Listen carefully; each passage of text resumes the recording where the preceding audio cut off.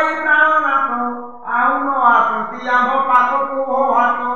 ଦେଖ ଆମ୍ଭ ଚକ୍ଷୁ ଥାଇ ଜଗତ ଅନ୍ଧାର କିଛି ଦିଶୁନାହିଁ ତିଳେ ମାତ୍ର ହେ ପ୍ରିୟର। ପତିବ୍ରତା ନାରୀଙ୍କର ପତି ଯେ ନୟନ ପତି ଏକା ଗତି ମୁକ୍ତି ସୌଭାଗ୍ୟ ଘନ। ପରାଣ ଠାରୁ ସେ ଜାଣ ଅଧିକ ଅଟନ୍ତି ତାହାଙ୍କ ବିନେ ନାରୀର ନାହିଁ ଆନ ଗତି।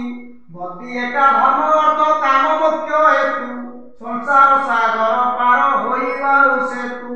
ରମଣୀ ମାନଙ୍କର ପତି ସ୍ୱୟଂ ନାରାୟଣ ଏହାରି ନ ମୁଖ୍ୟଗତ ଦେବ ସନାତନ।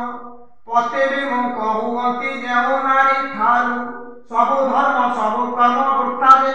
ପତି ବିମୁଖ ହୁଅନ୍ତି ଯେଉଁ ନାରୀ ଠାରୁ ସବୁ ଧର୍ମ ସବୁ କର୍ମ ବୃଥା ଯେ ତାହାର।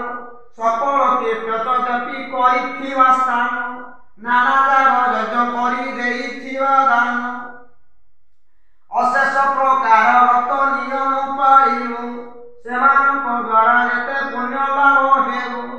ସେ ସମସ୍ତ ସୁକୃତକୁ ଏକା ଭାବେ ଥୋଇ ତୁଳନ କରିଲେ ପତି ସେବା ସଙ୍ଗେ ନେଇ। 16 ଭାଗରୁ ତାର ଏକ ଭାଗ ମାତ୍ର ସମାନ ରହିବ ଏହା କହୁଅଛି ଶାସ୍ତ୍ର। ବାପ ଭାଇ ବନ୍ଧୁଠାରୁ ଜାତ କଲା ସୁତ ଅଧିକ ବୋଲି ରମଣୀ ବିଚାରନ୍ତି ଚିତ୍ତ। ଏହାର କାରଣ ଅଟେ ସ୍ୱାମୀ ଔରସରେ ଜାତ ହୋଇଅଛି ସେହି ସନ୍ତାନ ମର୍ତ୍ତ୍ୟରେ। କିନ୍ତୁ ସେହି ପରି ସତେ ପୁତ୍ର ଠାରେ ତେତେ ସ୍ନେହ ଏହା ପତି ଠାରେ ନାରୀର ରେ ଯେତେ। ଯେଉଁ ଅସତୀ ରମଣୀ ପତି ନିନ୍ଦା କରେ ଚିରରୁଗ୍ଣୀ ହୋଇ ସେହୁ ପଡ଼ଇ ନ କରେ। ଆବର କରଇ ହିଂସା ଦୋଷ ନାନା ମତେ ପର ପୁରୁଷରେ ମନ ରଖାଇ ସନ୍ତତେ।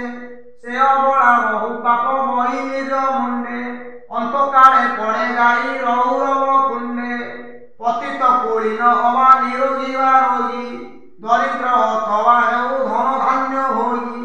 ସୁନ୍ଦର ସ୍ୱରୂପବନ୍ତ ଗୁଣବନ୍ତ ଯୁବା ନିର୍ଗୁଣ ବିରୂପ ଜଣା ଜୀର୍ଣ୍ଣ ହେଉ ହବା। ଆପଣା ପତିକୁ ଛାଡ଼ି ସତୀ ସ୍ତ୍ରୀ ଜନ ଆନଠାକୁ ଯିବା ପାଇଁ ନ ବଳାଏ ମନ। ନ ଜାଣିବା ପଣରେ ବା ଯେବଳ କାମିନୀ ସେ ନାୟିକା ସଦା ନ ଜାଣିବା ପଣରେ ବା ଯେବଳ